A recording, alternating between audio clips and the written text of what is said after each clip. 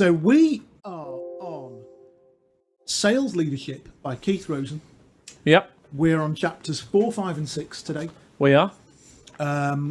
We are really enjoying this. I'd like to start off today by saying, if Keith, you are listening, you'll be pleased to know I have had 2 proper coaching interactions.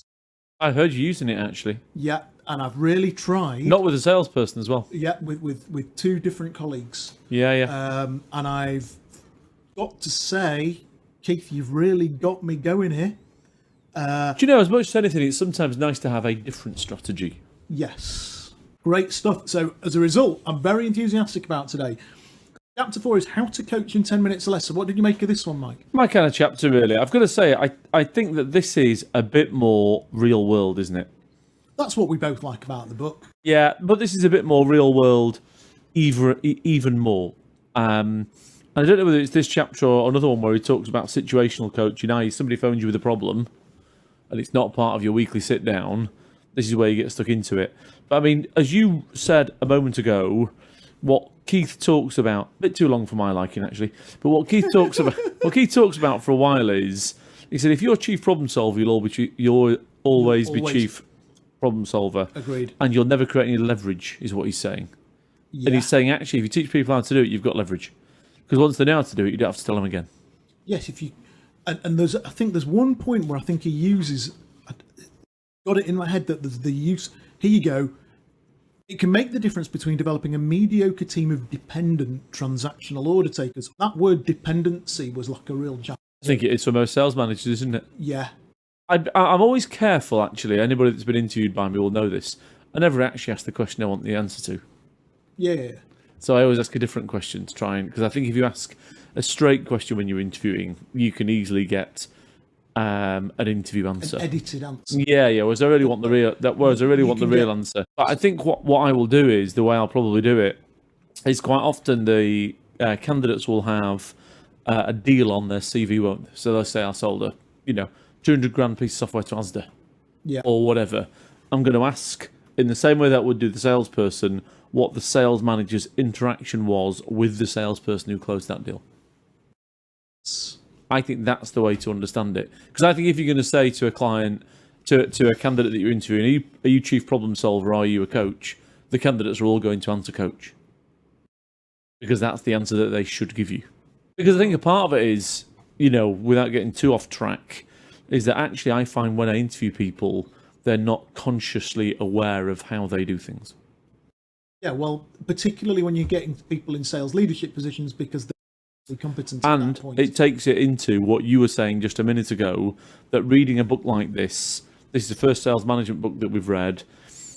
When you read a book, it makes you more consciously aware of what you do, which is how you change your style. Yes. Which is what happened. It takes you out of your unconscious competence and into conscious competence. Correct. Yeah. Takes you back round the curve again, doesn't it? Yes, absolutely. But anyway, so getting back to it, he's got a very simple framework for his 60-second coaching question, which I thought was great. Well, I know that, and I really like it. Here's what I'm going to just for those viewing at home. I'm actually going to go through a couple of these bits. Okay. Because they're very, very elegant. His scripting is very elegant. He writes very well. Yeah, really elegant. So, I'm happy to share my opinion with you, Tim. However, you're much closer to this customer, and I trust you and your judgment. So what's your opinion on how to handle this? Move forward, resolve this, land this account. Then, depending on how they answer and being mindful of the only 3 scenarios when coaching, follow up with, thank you for sharing your opinion. I really appreciate it. Let's walk through your ideas to see how this situation could play out, and then, if needed, refine it together to ensure your strategy. Brilliant. Yes, I absolutely agree. Really great, that. And I've used that. I've used it today. And it was great, and it worked. So I'm in. And I have to say, if you're a sales leader and you're listening to this, go out, buy the book. If you follow Book Club, you'll know Mike and I don't extol overly enthusiastically about it. Pretty critical, but we're not about this one. So I really like that. And he breaks down each part of why he's saying it.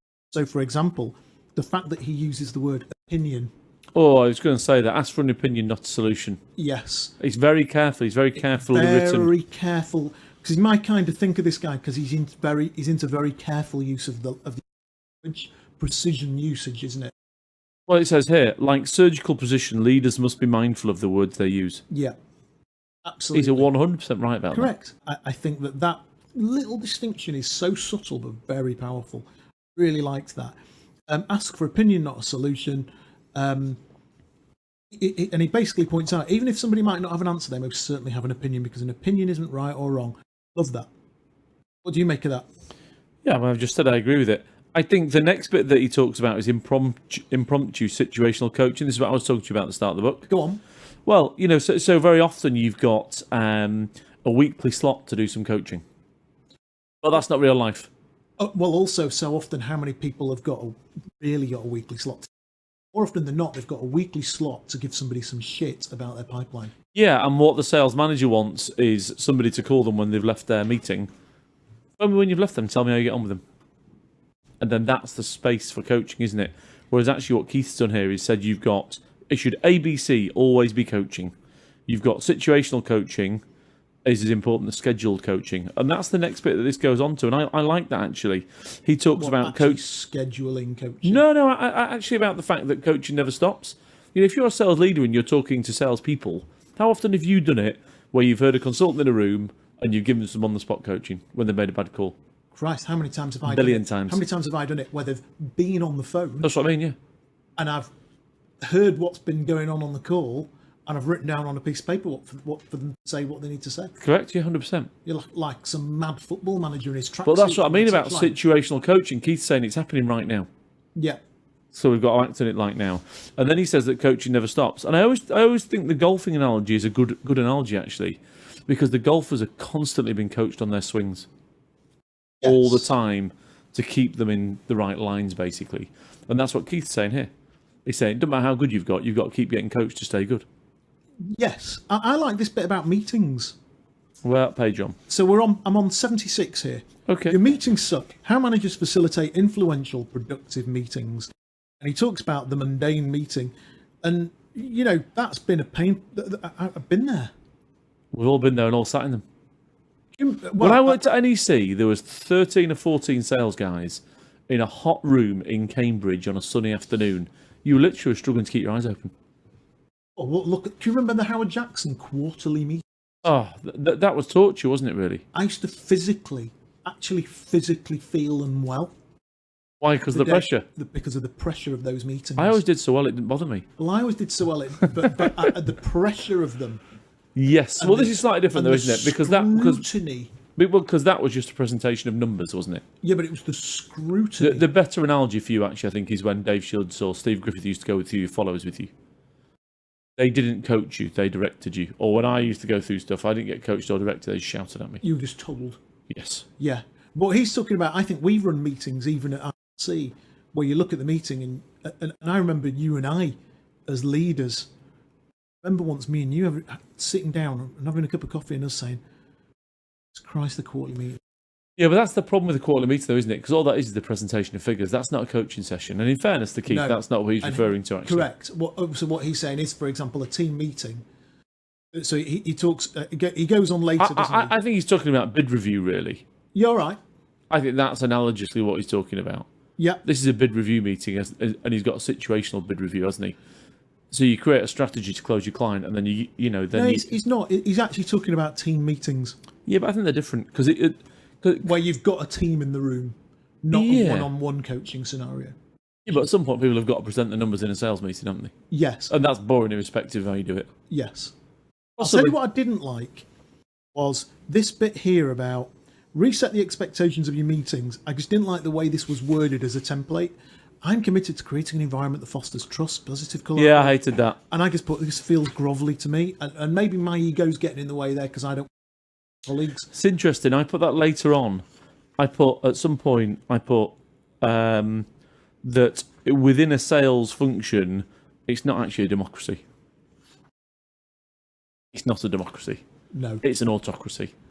And Keith's creating a bit of a democracy here. Let me tell you now, the most successful guy I know, he's famed for the line. Well, this is not a democracy. I'd like to remind you, this isn't a democracy. He's right, isn't he? Yeah. Incredibly successful guy, I believe. And I bet people like working for him. But every now and then he explains to people this to me. And you know, it's not a democracy. I started going off the book a little bit. around this stuff? Well, this and the next chapter, because the more I read it, the more I'm thinking to myself, we're now talking purely about team coaching and not about the fact that if I were a manager, I'm in charge. And at some point, the target stops with me, so the book stops with me. So we've got 45 questions here, haven't we? Oh, yeah. Team coaching questions to run worthwhile meetings. I did read them. We can't, given the time constraints we've got here, go into them in that much depth. But what I've got here, for me, is, and maybe this is us, Mike, maybe we're egotistical idiots. But, Very probably. But for me, some of it is a bit, the word I'm going to use is subjugative. A little bit counter. Well, I use self-deprecating somewhere along the line. Because he writes another email, doesn't he? I think I've been doing a terrible job managing you. I'd like to introduce a new framework. I think, no, I'm not going to say that. Because actually, I looked at it from the perspective of the sales leaders that I work with. And I know some pretty successful. I think some teams would eat certain sales leaders alive. Yeah, I mean, I think others would be very. I think it's situational, isn't it? I think there are some teams that would go, fair play, boss. All right, we're in. We like the fact you're trying to change the style and we want to support you. I think other managers would lose the dressing room if they walked in the dressing room and I've said, been managing you badly. I've been doing a shit job and I'm really sorry. They go, right, we're going. Yeah, they sound right. Okay, great. That's brilliant. What's this? New strategy of the week, is it? What's going to be next week? Yeah, and I did think, you just can't see that fit in some of our environments, particularly. But in some it will. And there are some teams where the rapport and the relationship is good enough. Not many. For a leader I think to be humble. I think Keith took a step too far, really, there. Yeah. And I'm talking about the successful sales leaders that I place candidates with. I don't know any of them that would do that. And I also think that at some point, somebody has to be in charge. Yeah, somebody's there. That's what I'm point. Somebody carries the target. Somebody's the boss, and somebody says, right, I value your opinion and everything, but this is how we're doing it.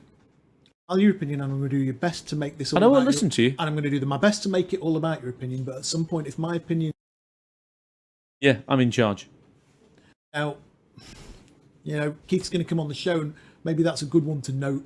But I just think maybe it's a cultural thing. UK, I think, humble yourself too much, Jerry Springer style. It's a little bit.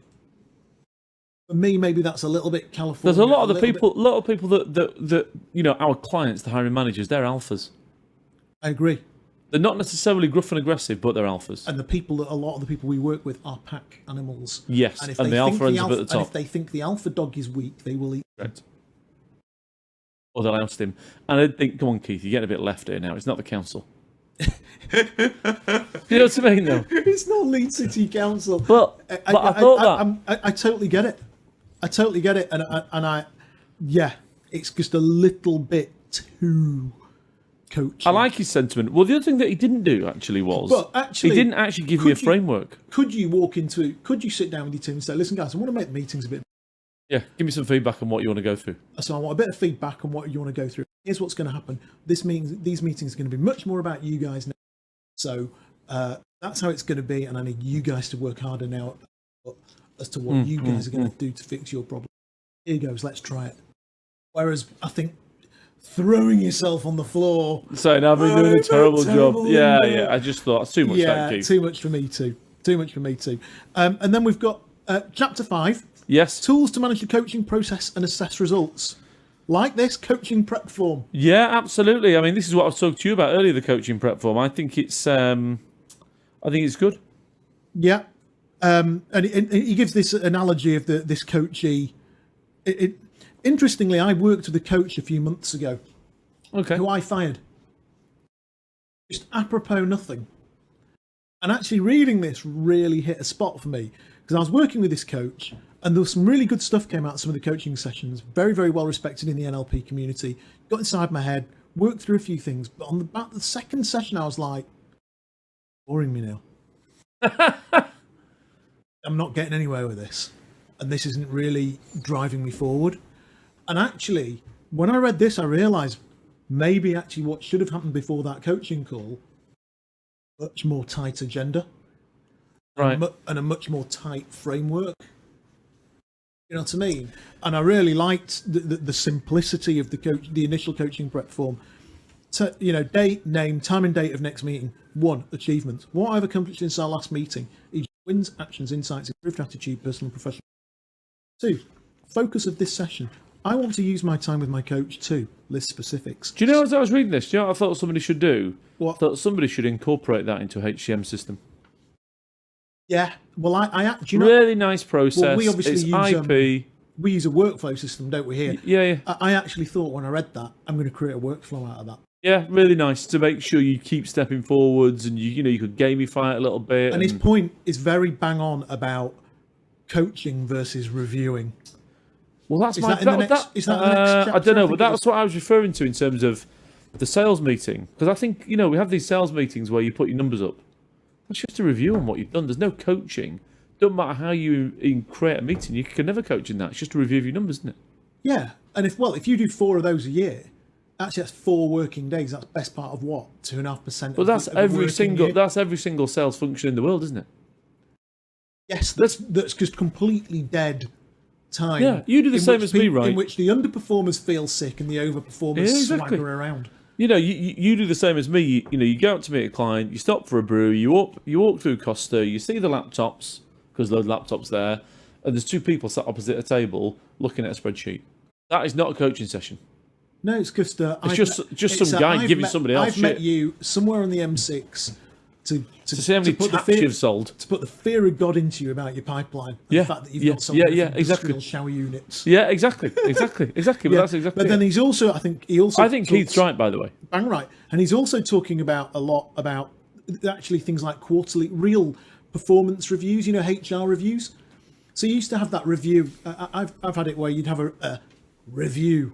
And do you think people tell the truth in that scenario? In reviews, people get nothing out of them, and the organisation nothing out of them. I agree completely. Companies, they do it.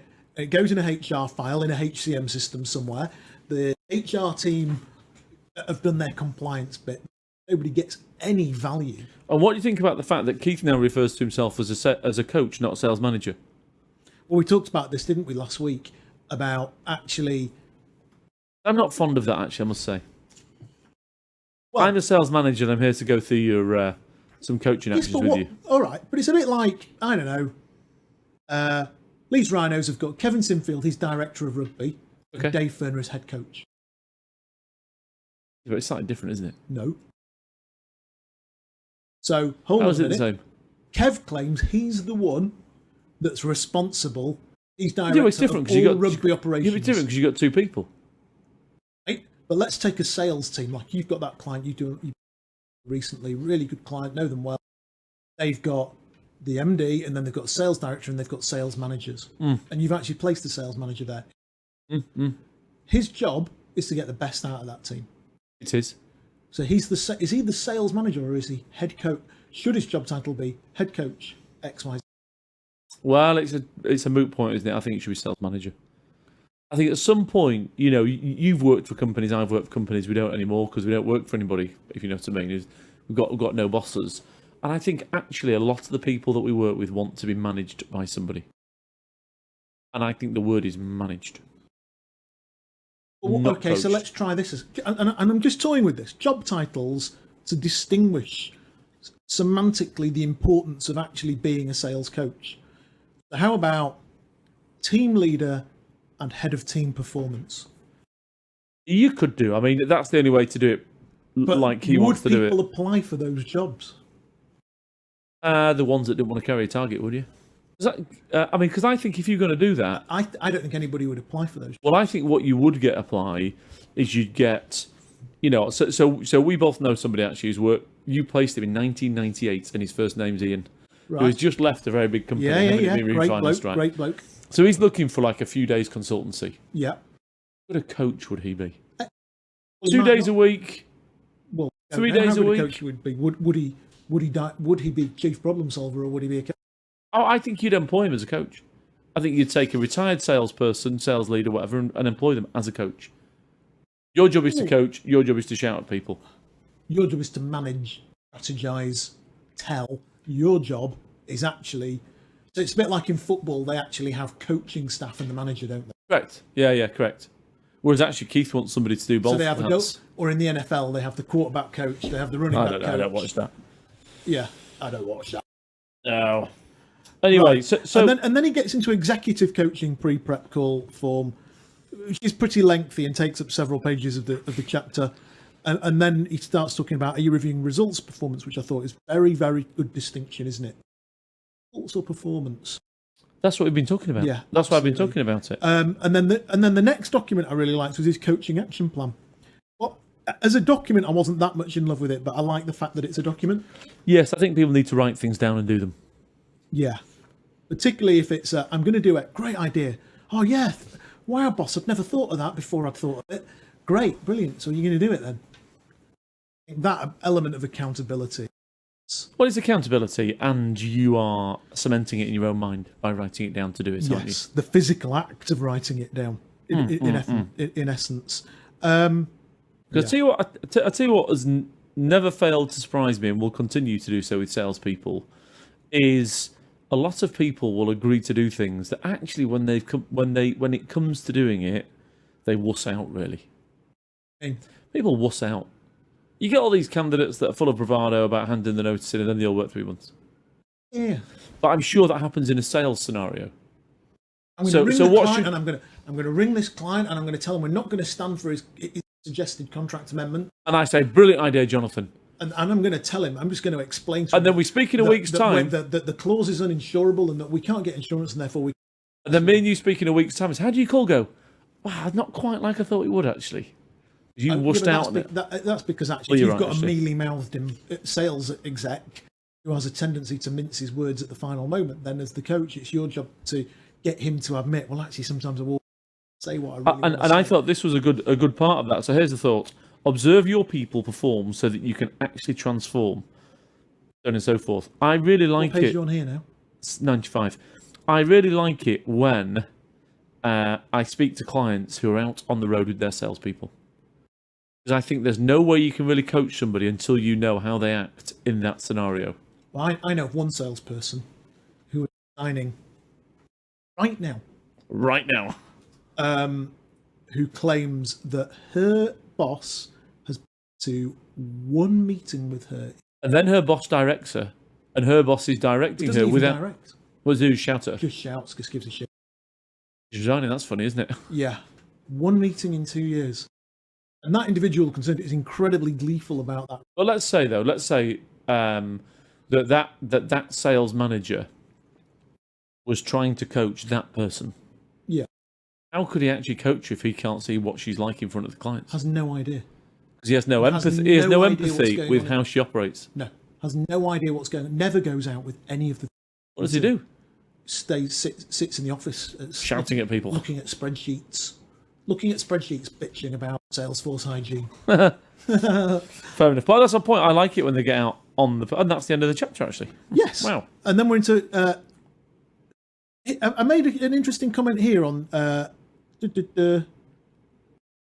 chapter 6. So transforming critical conversations into positive change and measurable... Do you know what I put on this one? Because I always read the chapter and then I go back to the first page of the chapter and put a summary of what I thought of the chapter. Okay. And I thought this is an odd chapter. I thought it was good, but I get the feeling we've already covered most of it. Yeah, it didn't in the rest of the book. To read it. No. So I'll tell you what I did like was the opening paragraph. And the bit that says it's always your fault? Yes. And I'm going to read it for our listeners and viewers. In the spirit of supporting you unconditionally, I'm going to deliver a tough message. If you're a manager, when you feel angry, impatient, frustrated, and disappointed with your employees and their performance, don't blame them. It's always your fault. I'm sorry if it stings a little, but you know it's true. Avalanches roll downhill. How can you expect your people to be 100% accountable? And I thought, bang on. I agree. On. And that, if there's plenty of sales leaders I've met in my career and worked with them and worked with as a recruiter and worked with as a colleague, worked with as a leader, where I look at it and think, if there was one lesson you were to learn, I agree. It's you taking that ownership, and then coach and be happy. And like you say, I think there's a bit of a repetition. Well, resign as chief problem solver. Discussed it. We've already talked about resigning as chief problem solver. Yeah, that's right. The bit that I wrote here that made me think a little bit was It's this approach as being chief problem solver, which he's talking about again, where he says, rather than build a team of independent, accountable people, managers wind up developing a team of people that are dependent on them, because the underlying message managers are sending is, if you have a problem, come to me and I'll fix it. So don't worry about doing your job, because I'm around to help. And yes, I'll do all your thinking for you. And I wrote next to this, been there. Yeah, I mean, it's 100% right, the guy. Yeah. There's no point sort of criticising him. And then the next question he says down here that I thought was interesting: why does the manager feel they Oh, must I provide underlined an that. answer? What did you put? I just wrote the word ego.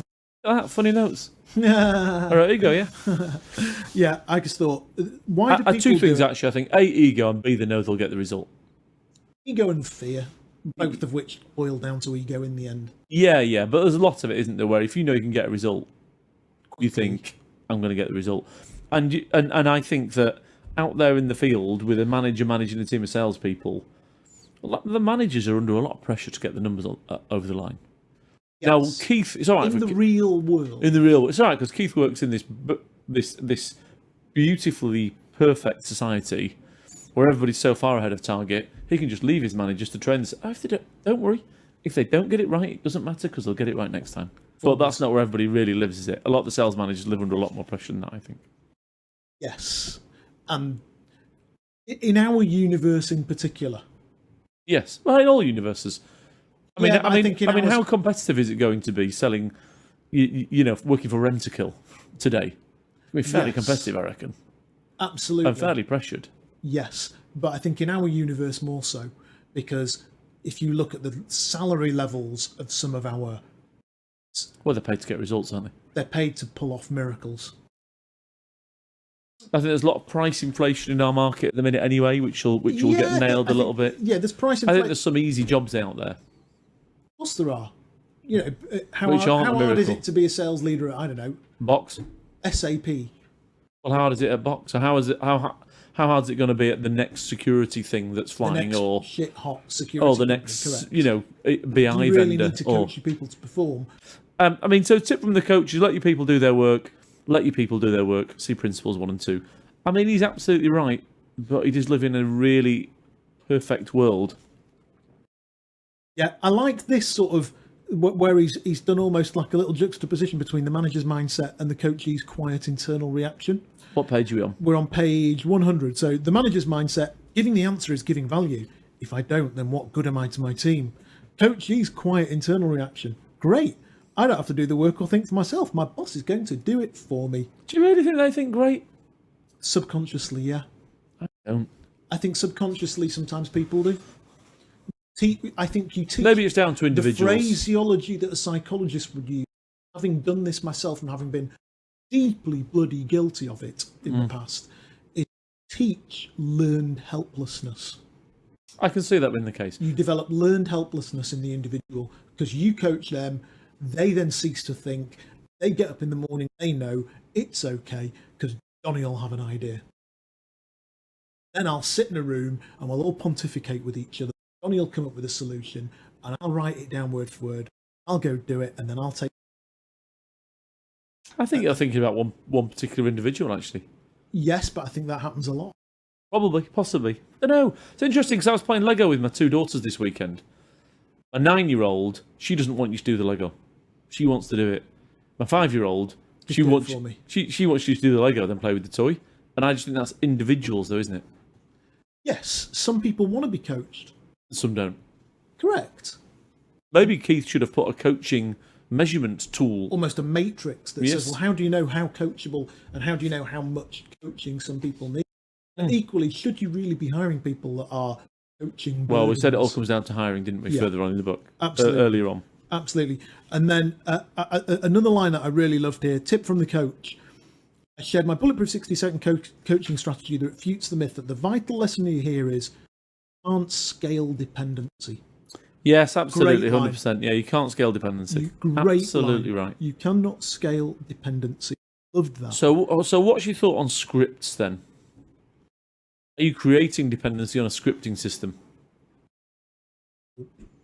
You're not, because my point is, if something's so, some of these call centers I think are amazingly well scripted. You know, you call the same ones I do as everybody else does, and actually, if you walk into a call center, it's so well scripted I've got clients that sell call center software. Yeah. That you, me, Lauren could turn up this afternoon and do the job right off the bat. Yeah.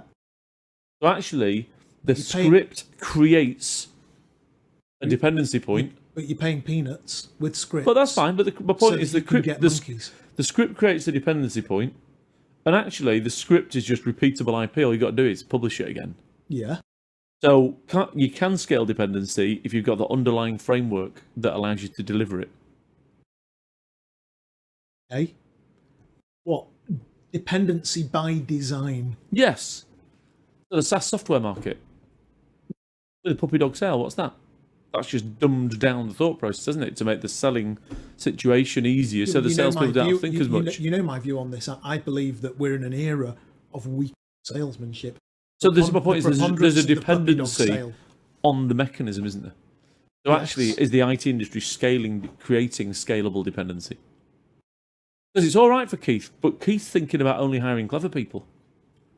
Well, he's only referring to jobs in which you would hire coachable salespeople or salespeople who would benefit from coaching.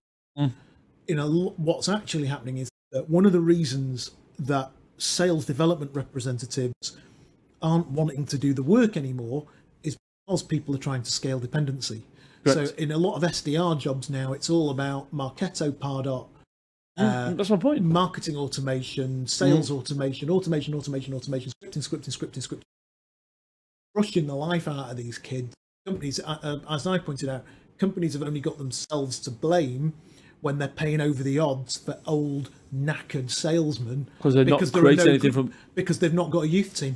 Yeah, correct. And they're not using the SDR function, development and coaching environment, which to use it to say, well, actually, we can use our SDRs, hire 20, we could put 5 on the road next year at a sum total saving of probably $250,000. I mean, it doesn't help you and me, does it? But it's the right thing to do. Oh God, it'd be a disaster for us if companies wised up to that. Yeah, exactly. But it's like it's nothing that I haven't told people in the past. Yeah. Sometimes a client will say, "Mike, what's the best way of doing it?" And I say, do that. Go out, hire 5 graduates, train the living shit out of them, and 2 of them will be in the field next year, and you'll save yourself $100,000. They never do it. No. Anyway, so then he goes on to talk about chief problem solver, doesn't he? And he talks about the difference between being chief problem solver versus chief coach. And what he's talking about, I wrote here, the whole thing about the difference between being a chief problem solver and a coach is it's a matter of being quite literally mindful and aware of your own internal. Yeah, that's it, yeah. I mean, the script he writes is beautiful, isn't it? Really nice, with Tomar and Chris. Yeah, it's a really, really good example, but you're absolutely right. And there's a lot of scripting here, so... well, there's 5 pages of it, and it's lovely.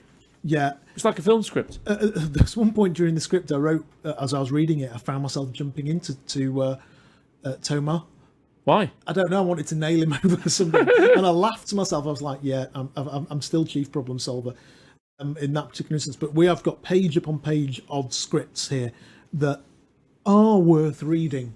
They're not worth reviewing. But they're not worth Mike and I sat here reading them to you. It's not Jack and Ori. And his whole point is he's saying, look, I've timed this whole scripting thing. What he wants to say is it's worth investing 3, 5, or 10 additional minutes in every conversation.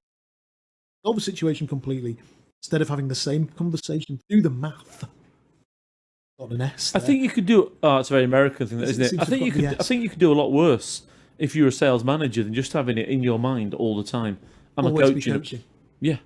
Am I coaching now, or am I? And this is sort of my slight issue with the book. It's that trailing off a little bit, I thought. Yeah. So that takes us pretty much to chapter 7.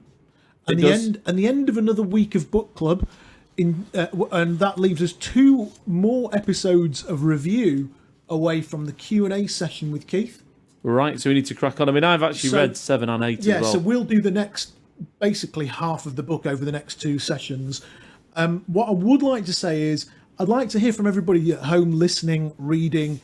You got questions, fire them into us. If you want to turn up on the show, you want to be a guest, you want to join the debate, let us know. Yeah. Anybody can come. We've got an office here. We've got tea. We've got coffee. We've got protein bars. We've got protein shakes.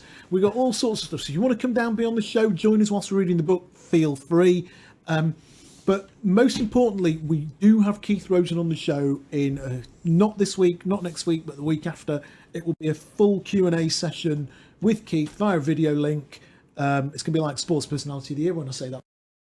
But will be with Keith. It's going to be really interesting having one of the authors. It's the first of several authors that we've got on the show now. I think we're pretty much full up for most of 2019 with each book.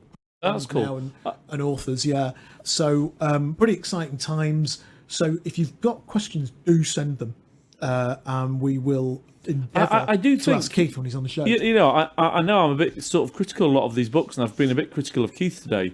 Let's be clear, if somebody said to me, should I buy this book? The answer would be a definite yes. Definite yes for me as well. Absolute definite yes. You know, I've opened the show today by saying I'm implementing some of the things I've learned. To be fair, one of the things I'm really enjoying about doing this show is, you know, Jeb Blount, he's got me thinking about objection handling. Sandler got me thinking about I've got to say, not handling. many of them have got me thinking about stuff actually more than this. This has got me thinking probably more than most. Yeah. I would say Sandler got me thinking more about objection handling than Jeb Blount did. Yeah, I would agree with that. You know, the other one that's been a good one has been Drucker. Oh, really? That seeped into your consciousness, has it? Yeah, 100%. Which bits? Hiring people to do individual jobs and not worrying about their other bits. Hiring the right man for the right man. We've got more female employees than we have men. Yes, we do. Actually. Yes. But yes, we're just hiring people to do that thing, and I've been talking to my clients about it. You know, some of my clients have been saying, I don't like people with dodgy track records, Mike. Why? Well, has he got the skills to do the job? Yeah. You know, Drucker taught an 18-year sales recruiter something about sales recruitment. I thought, right, fair enough. But that's a big thing for me. So that's another episode of Book Club, I believe, 27 down, recorded, in the bag. Thank you very much. Good to see you. Bye-bye.